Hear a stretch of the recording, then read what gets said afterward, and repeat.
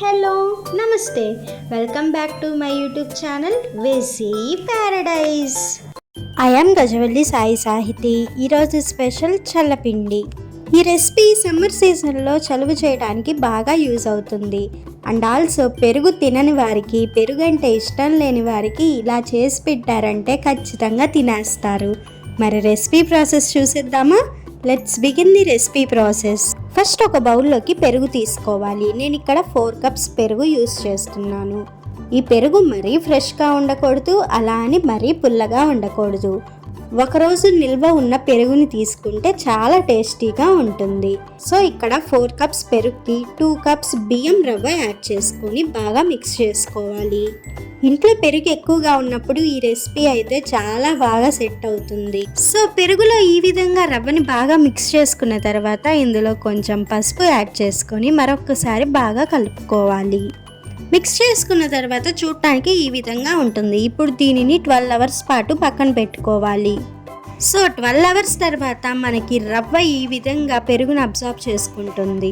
ఇప్పుడు next process చూసేద్దాం రండి. స్టవ్ మీద ఒక కడాయి పెట్టుకొని అందులో 2 టేబుల్ స్పూన్స్ ఆయిల్ యాడ్ చేసుకొని బాగా హీట్ అవ్వనివ్వాలి. హీట్ అయిన ఆయిల్లో 1 టీ స్పూన్ పచ్చిపప్పు, 1 టీ స్పూన్ మినప్పప్పు, 1/2 టీ స్పూన్ ఆవాలు, 1 టీ స్పూన్ జీలకర్ర యాడ్ చేసుకొని కొంచెం ఫ్రై అవ్వనివ్వాలి. ఇప్పుడు ఇందులో సన్నగా కట్ చేసి ఉంచుకున్న ఒక ఆనియన్, స్లిట్స్గా కట్ చేసి ఉంచుకున్న 2 పచ్చిమిర్చి యాడ్ చేసుకొని వీటిని కొంచెం ఫ్రై చేసుకోవాలి.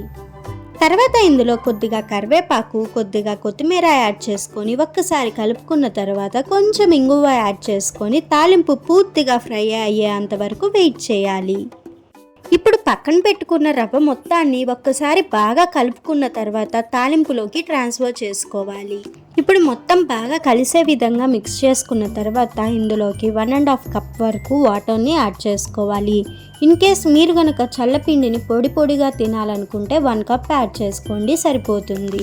ఇప్పుడు ఇందులో మీ టేస్ట్కి తగినంత కల్లుప్పు యాడ్ చేసుకొని లో టు మీడియం ఫ్లేమ్ మీద మధ్య మధ్యలో కలుపుకుంటూ రవ్వ బాగా కుక్ అయ్యి దగ్గరికి వచ్చేంత వరకు వెయిట్ చేయాలి.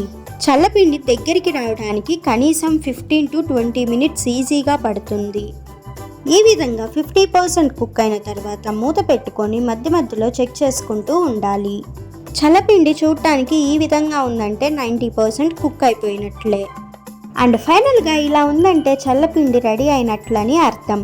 కానీ చల్లపిండిని ఇంకొంచెం సేపు అలా వదిలేసామంటే అడుగున లేయర్ మొత్తం కూడా కొంచెం మాడుతుంది. అది తినడానికి చాలా టేస్టీగా ఉంటుంది. నాకు ఆ క్రష్ లేయర్ తినడం చాలా ఇష్టం, అందుకే నేను ఇంకొంచెం ఎక్కువసేపు ఇలా కుక్ చేసుకున్నాను. మీకు ఇష్టం లేకపోతే స్కిప్ చేయొచ్చు. అండ్ ఫైనల్లీ చల్లపిండి రెసిపీ నచ్చిందా? అయితే ఖచ్చితంగా ఈ సమ్మర్లో ట్రై చేసి చూడండి. Stay tuned for more interesting recipes. Please do watch, like, share, comment and subscribe to my YouTube channel. Thank you for watching. Bye bye.